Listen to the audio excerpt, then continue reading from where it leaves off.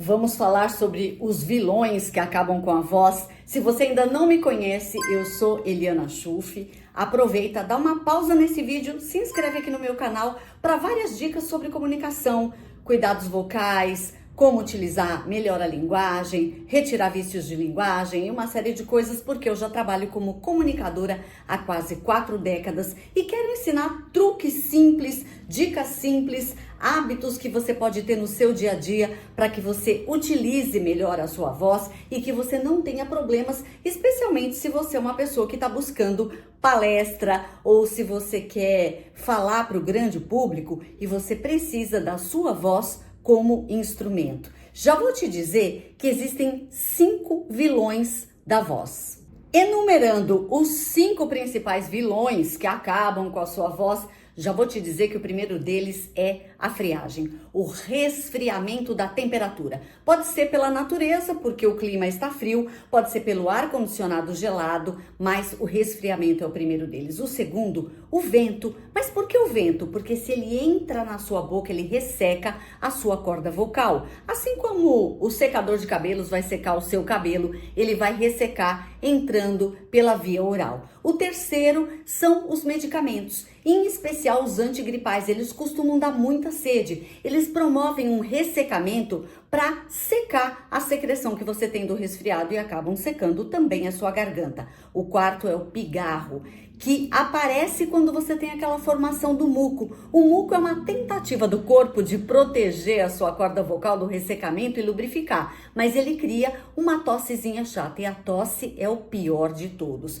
E você precisa se livrar desses 5 itens. Aí, pensando nisso, já vou te dar uma dica de orientação em cada uma delas. Quando acontece um resfriamento da temperatura, é o óbvio, você vai utilizar cachecol, você vai utilizar agasalho, meia, mas preste muita atenção, cada pessoa tem um ponto específico de friagem. Tem gente que é a nuca ou o pescoço, essas pessoas têm que estar sempre agasalhadas com gola alta ou um uso de um cachecol ou um echarpe no caso das mulheres. O segundo ponto de entrada, não menos importante, são os isquios, que são aqueles ossinhos do nosso bumbum. E eu vou me levantar para mostrar para você, mais ou menos nessa região, que quando você senta, eles servem de apoio. É aquele pontinho que dói quando você passa muito tempo sentado sem ter uma almofada ou alguma coisa parecida. Os isquios são portas de entrada de friagem. Outro ponto importantíssimo de entrada de friagem, os pés. Então, evite pisar descalço em piso frio, em chão frio, especialmente no inverno. Pode reparar que se você sai do chuveiro e pisa no chão frio, dá aquele impacto imediato. Se você é uma pessoa que tem mais frio do que o habitual, use 2 meias, por exemplo, ou um tênis bem quentinho forrado, ou uma meia grossa e uma bota. O fato é que os seus pés têm que estar quentinhos. Pés, pescoço e os isquios, que são esses ossinhos que eu acabei de explicar. Essas portas de entrada são as principais, mas tem gente que também tem sempre as mãos geladas e evite que o gelo entre aqui nessa região, na sua fronte. Por isso que o ar-condicionado é tão prejudicial. Você sai de um lugar quente, entra no ar-condicionado frio e você vai inspirar aquele ar gelado. Por mais que a sua narina tenha aqueles pelinhos para aquecer o ar, não é o suficiente. Consequentemente, não vai dar conta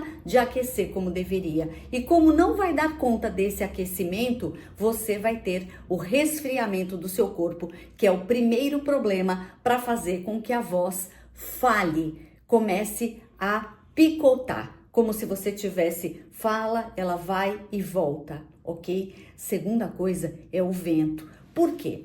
O vento é o princípio de secagem. Seca o cabelo com ar quente ou com ar frio. Existe essa opção também nos secadores.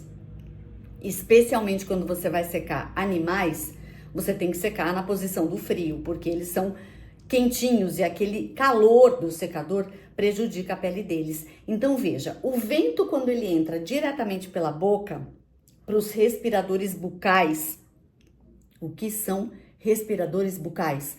Pessoas que não respiram pelo nariz, que dormem com a boca aberta, que estão sempre com a boca aberta porque o ar entra por ali. O vento atrapalha demais. Essas pessoas têm uma tendência a ficar com a voz cronicamente rouca. Então, tá num local ventoso, fecha a sua boca. Não deixa que aquele ar entre diretamente. Terceira coisa, toda vez que você gripar, você vai usar medicamento. O medicamento tende a ressecar a secreção, consequentemente vai ressecar também a garganta. Tome mais líquido do que o normal. E aqui cabe até uma pergunta, mas como é que eu calculo quanto de líquido eu preciso tomar? Então vamos lá, já vou te dizendo que você tem que calcular 30 ml, vou repetir, por quilo de peso, aproximadamente. Então, uma pessoa que pesa 50 quilos, provavelmente ela vai tomar 1,5 litro de água e está ok. Ah, mas os médicos falam 2 litros, porque eles calculam sobre a base da média de peso das pessoas, que é 70 quilos. Ah, mas essa é a média? Entra nos elevadores que você vai ver. Se a capacidade é 8 pessoas, vai estar lá 8 pessoas ou 560 quilos, né? Porque 7 vezes 8, 56. Então, a base é essa, por isso eles generalizam. Vai ter pessoas com 90 quilos, vai ter pessoas com 30 quilos. Então, o cálculo é feito dessa maneira. Tente colocar pelo menos 50% a mais. Uma pessoa que toma 2 litros vai tomar 2 mais 1, mais aquela metade. Uma pessoa que já toma 4 vai tomar 6 litros, porque o medicamento tende a fazer esse ressecamento. Outra coisa não menos importante, o pigarro. O que você vai fazer? O pigarro é uma secreção que gruda ali na garganta, na laringe, na região onde estão as cordas vocais. Então é muito importante líquido morno. Pode reparar, a água morna lava melhor a sua louça. O líquido morno também lava melhor a sua garganta. E não menos importante, a água, como eu disse, água o tempo todo. Mas não é pegar um copo d'água e tomar de uma vez. Isso vai encher o seu estômago de água. Eu sempre repito isso nos meus conteúdos. Você tem que hidratar a região onde estão as cordas vocais. Então são esses 5 passos que são mais importantes. Recapitulando esses cuidados que eu tô dizendo para você, então, em relação ao ponto número 1, que é a friagem, mantenha o seu corpo aquecido, principalmente nas principais portas de entrada que eu expliquei aqui para você. O segundo ponto, o vento. Evite que o vento entre diretamente pela cavidade bucal. O terceiro item é o medicamento. Dobre a quantidade de líquido, ou pelo menos aumente 50% do que você bebe de líquido durante o dia quando você está tomando medicações. O quarto item, o pigarro. Abuse do líquido morno e, não menos importante, a tosse, que às vezes precisa até de um antitussígeno para que você pare de atritar a sua corda vocal. Tudo isso, todo esse combo é importante para proteger a sua qualidade de voz. Mas como é que você vai usar bem da sua voz e deixar que ela projete sem esforço? Quanto mais ar você exalar na hora que você está falando, mais longe a sua voz vai chegar. Então, falar mais alto não é só uma questão de fazer esforço com a sua corda vocal, mas é de soltar mais ar no momento em que você fala. E para conseguir falar mais alto, tá muito mais ligado a você exalar mais ar do que propriamente aumentar o volume. Quando você vai aumentando o volume, a tendência é você subir aonde está a ressonância da sua voz. E se você sobe demais para a garganta, você vai ter um desgaste, um cansaço maior.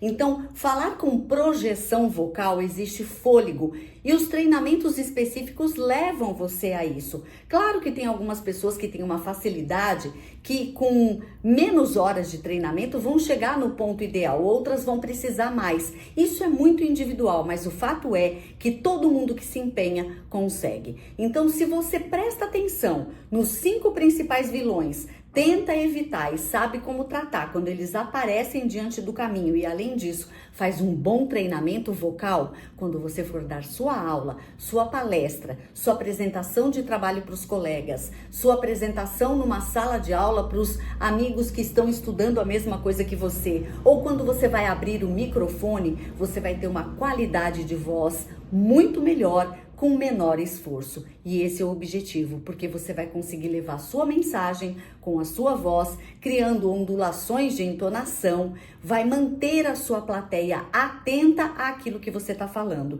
Se você gostou desse conteúdo, assim que essa aula, digamos assim, terminar, você faz a inscrição aqui no meu canal e me segue para mais conteúdos como esse. Eu conto com você. Agora, se você quer passar de verdade por um treinamento, aí na legenda você vai encontrar o link de como você faz para ter acesso a todo o meu conteúdo. Até a próxima!